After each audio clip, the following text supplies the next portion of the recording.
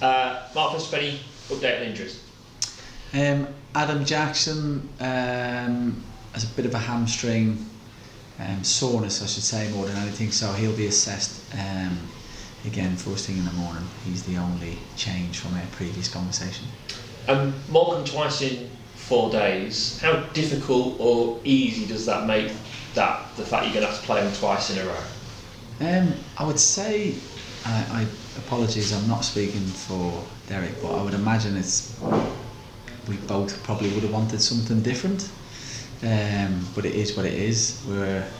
I'll stop talking about that. We're expecting a really tough game, both games, one league, one cup obviously, so we'll approach them the same as we would any other game, so not ideal in terms of the 3 days after each other. I probably would have preferred somebody different, but all we wanted was a home draw, which we knew we'd got because we'd finished top of the group, so but it would have been nice to have somebody different. And the fact that this is now, after this weekend, a little break in terms of league action, how important is it you sign off from the league for this little break in terms of getting a positive result? Yeah, hugely. Football's a funny game. Sometimes when you have a bad result, there's one round the corner, and sometimes when you're going into that break, particularly experiencing last year in the Championship, it's something that does play in your mind. Not to the detriment of how you perform, but it's nice to be able to walk away being in a good place, as opposed to having to wait a considerable period of time to put it right again. But all we can focus on is the game, the controllables, and we're looking forward to it.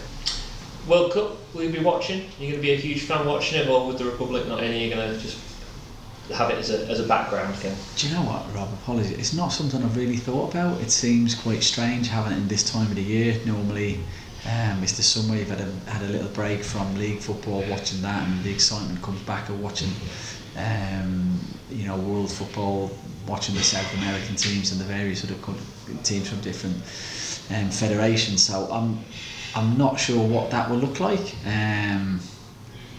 I'll probably wait for the nitty gritty games, if that's sounds a bit harsh, but I am looking forward to it. It's but finding the time might be another thing.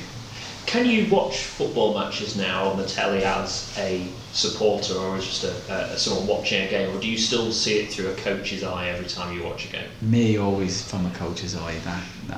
Even when I was playing, I suppose it was slightly different. But once I started coaching, it was really around the tactical side of the game, trying to look at various formations, trends.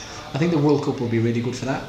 Big tournaments tend to show up different types of trends, especially with them being in blocks of 4 years. You'll see various different formations, trends, and how goals are scored, where they're scored, positions, different types of courses.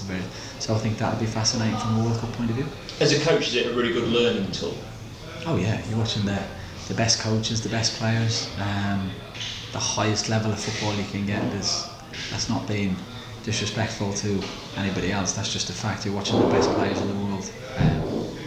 Obviously there will be a few amazing players that won't be there because of injury or their countries haven't qualified, but on the whole we'll get to see the best of the best playing against each other from a technical, tactical and a mental point of view.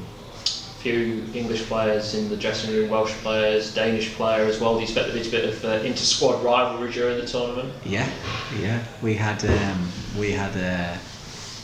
did a draw yesterday between all the players, and staff jumped in and put a couple of shillings in the pot, and it was brilliant because obviously it was ad hoc in terms of who you're getting, etc.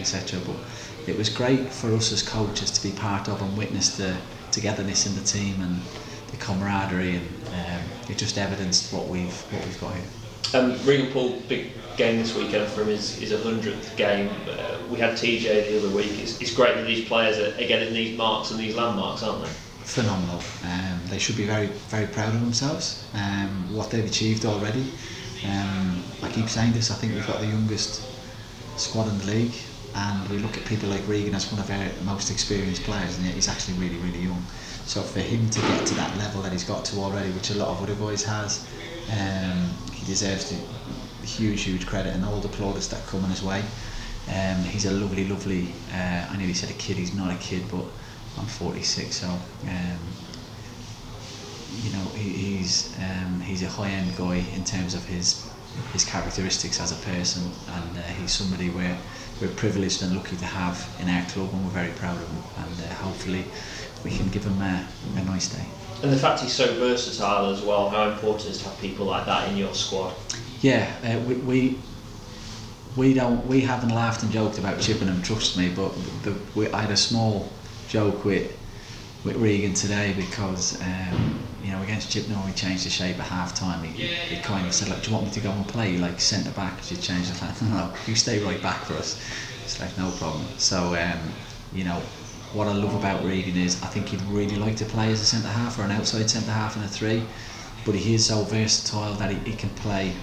He can play central centre half, he can play in a 2, he can play in a 3, he can play outside centre half, he can play right back, he can play right wing. And when we were putting the squad together pre-season, we thought, when we were talking about playing 4-3-3, we actually thought about what Regan would look like playing as a sitting midfielder. So I haven't told him that. Thankfully, we never got to that. But he's a very rounded player. He's tough, he's robust.